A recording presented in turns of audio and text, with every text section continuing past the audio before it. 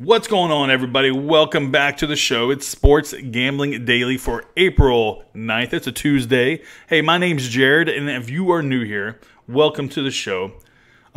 Basically, what I try to do here is I try to post daily sports betting content where I give you my exclusive picks from my systems that I created. Those systems, what they're designed to do is find matchups that we can exploit for maximum profitability. If that sounds like something you may be interested in, consider hitting that red subscribe button, hit that thumbs up button, and also in the comments, let me know you're here. You guys have been on straight fire in the comment section, posting winners left and right. Continue to do that. Let's have a conversation about some baseball, about some basketball, about sports betting in general. I love communicating with you guys. Speaking of straight fire, check out the Instagram page. We're up to 426 followers, up from 409 yesterday. So I appreciate everybody that has taken the time to go over there and smash that follow button. Also, Discord, I'm closing it on Friday. So this is your last chance for a while to jump in. We have pretty much 400 people in there sharing information, sharing stats and ideas. Most importantly, the camaraderie is through the roof. So definitely don't miss out on your chance to be a part of something special. All right, so as far as yesterday, we went 1-2. We lost right at 1 unit of our bankroll. The Pittsburgh Pirates did not show up to play. They played like a bunch of 2-year-olds. Well, maybe not 2-year-olds, but they played like a bunch of T-ballers, and it was awful. They had 6 unearned runs in 1 inning. So in Jameson Towles just got lit. He didn't even get lit up. It really wasn't his fault, but he didn't get to play but more than a couple innings. And then John Lester got hurt, so I was like, man, maybe there's a chance that we can get back in this thing. Didn't happen. And then let's see, the Nats. I still believe the Nats was the right play there. They lost by 1 run. Rhys Hoskins hit 2 home runs in that game for the Phillies. And then the Angels, we were getting plus money line for the Angels at home versus the Brewers. I felt like that was too much value to pass up on, so we locked that in. And the Angels came through 5-2. So let's talk about today's plays. We have 3 baseball plays here early on and 2 NBA plays. We're going to start off with the Blue Jays taking on the Red Sox. Now, this is a matchup between Matt Shoemaker versus Chris Sale. Now, this is the Red Sox home opener. Red Sox, first pitch, 2:05 Eastern Time, Boston, Massachusetts. Now, Shoemaker, he is the early odds-on favorite for comeback player of the year. He became the 5th pitcher in club history and Blue Jays history to make consecutive scoreless starts of at least 7 innings with at least 7 strikeouts. Shoemaker hasn't allowed any runs over 14 innings while scattering 4 hits and striking out 15. Now, the Blue Jays, other than Matt Shoemaker, have been absolutely awful this year. They got swept by the Cleveland Indians. Chris Sale, he's completely on the other end of the spectrum here when it comes to these 2 pitchers. Matt Shoemaker has been completely dominant with a 0 ERA and 15 strikeouts, where Chris Sale is 0 for 2 with an 8 ERA and 5 strikeouts. Now, the last time Chris Sale pitched, he averaged the lowest velocity of his career at 89.3 miles per hour. But he did succeed in that game, allowing 3 hits over 3 hits and a run over 6 innings. So, which Chris Sale are we going to get? Are we going to get the dominant Chris Sale, or are we going to get the inconsistent, weak Chris Sale? I tend to think Chris Sale is going to bounce back here versus a pretty bad Blue Jays team. I also feel the fact that the Red Sox beat the Diamondbacks to avoid getting swept out there in Arizona, that the Red Sox are going to put it together. This is the home opener. I think there's some value here at Boston minus 222. I think if the Red Sox were pretty dominant, or at least showed more signs of life on the road, this line would be much larger. So give me Boston minus 222. I know it's a chalky play, but I feel like this is the right play. 100 to win 45. All right, next up we have the Nats taking on the Phillies again. This matchup between Steven Strasburg versus Aaron Nola. Strasburg's been pretty good this year, guys.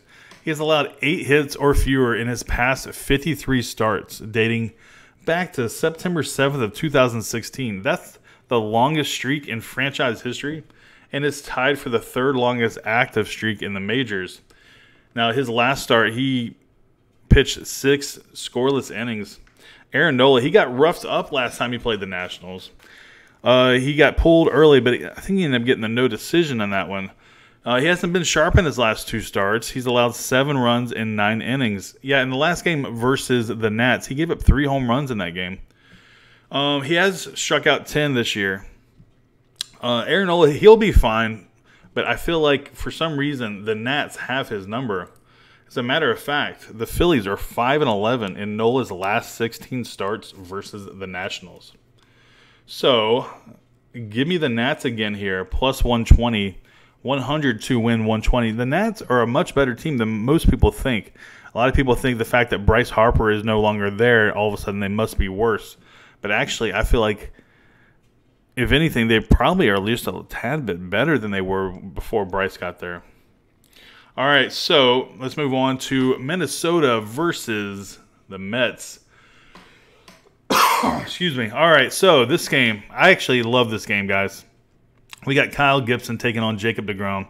This first pitch is at 7:10 Eastern Time in Citi Field. That's in New York. So, yeah, Kyle Gibson, he is the righty for the Twins. Gibson led the Twins starters in quality starts. He had 18 of them last year, and an ERA of 3.62, which was best for the Twins last year as well. But his first start of the season on Wednesday, he unraveled in a 5-run 5th inning by the Royals. He felt like he was making good pitches in that game, but he says that it was just mental lapses. Now, Jacob deGrom, on the other hand, this guy, arguably the best pitcher in baseball at the moment. If he gets one more quality start, Jacob deGrom, he will pass Bob Gibson for the most in a row in Major League Baseball history. He'll carry a career-best 26-inning scoreless streak into today's game. The Mets skipped Jason Vargas so deGrom could pitch on normal rest. Now, there is no doubt deGrom is amazing here. But I'm going to tell you something, guys. The Twins, everybody's looking past the Twins. Now, they got beat by the Phillies last game. Actually, they dropped 2 to the Phillies. But every single one of those games were extremely close.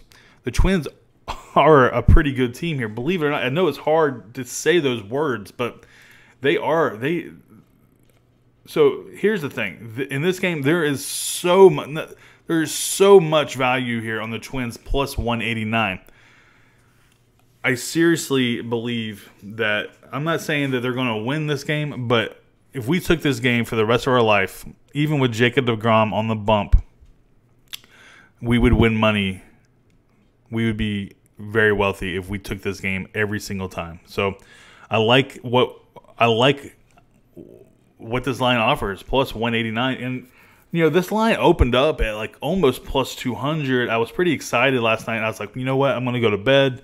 When I wake up, I think this line will actually maybe even rise a little bit, because I would imagine the public would be on the Mets here. But it actually went down just a tad. Now, that may change right before game time, you know, when public starts coming in even more. So, you know, you make the decision. If you want to tail this game, if you want to wait for a better price, but plus 189 for the Twins, I think is a pretty decent matchup, or a pretty decent price. So I went ahead and locked it in there. If it goes like maybe even plus 200, I might even put an extra unit on it. All right, moving on to basketball. I'm going to rip through these here. I have 2 games for you guys. I have the amazing New York Knicks taking on the incredible Chicago Bulls. Yeah, that is sarcasm, everybody. Under 216.5, 100 to win 98. Found that price at 5 times. The minus 102 is the price there. Yeah, this game is it's laughable. But system says, hey, take the under, so we're taking the under here. Moving on to the Raptors versus Minnesota. We got under 229.5 for the Raptors. Taking on Minnesota, 100 to win 93. And yeah, that'll do it, guys. All right, again, make sure you join the Discord. Friday is your last day to get in for free. everything I said about camaraderie is in there. Also, there's information, including all my stats for the last 14 to 15 years, all my records. So if you're interested on how any of my systems do, then that's the place to look.